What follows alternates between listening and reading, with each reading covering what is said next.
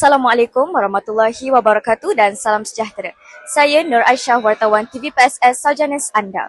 Pada 29 Ogos 2025, bertempat di Dewan Nur Iskandar Pucci, telah berlangsungnya Majlis Persaraan Puan Nuri binti Yahya, iaitu penolong kanan hal ehwal murid sekolah. Puan Nuri yang telah berkhidmat selama lebih 30 tahun dikenali sebagai seorang guru yang berdedikasi, tegas tetapi penuh kasih sayang dalam mendidik anak-anak murid. Majlis ini turut disertakan dengan persembahan pelajar, ucapan penghargaan daripada rakan-rakan guru serta penyampaian cenderahati sebagai tanda kenang-kenangan. Mari kita sama-sama saksikan kemeriahan sepanjang majlis ini berlangsung.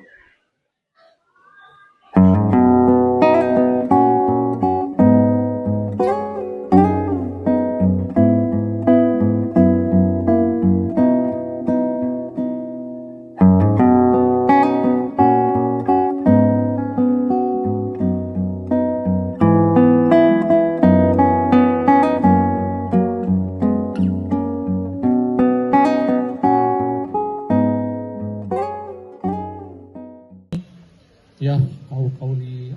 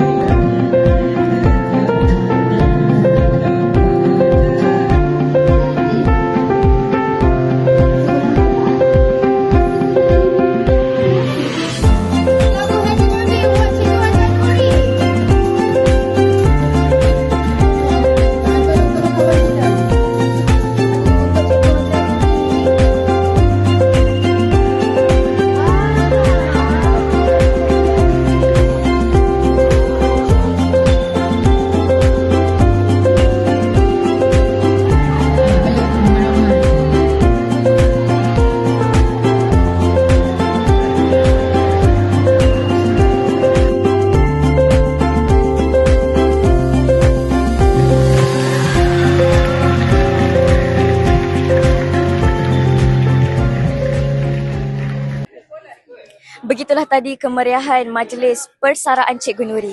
Walaupun Cikgu Nuri meninggalkan kerjayanya sebagai seorang guru, ingatan, doa dan kasih sayang daripada kami semua akan sentiasa mengiringi beliau. Selamat bersara Cikgu. Semoga hidup Cikgu terus ceria seperti hari ini. Buat penonton, jangan lupa like, subscribe, share dan tekan butang loceng agar tidak ketinggalan apa-apa info menarik daripada kami. Saya Nur Aisyah menutup liputan dengan Assalamualaikum warahmatullahi wabarakatuh.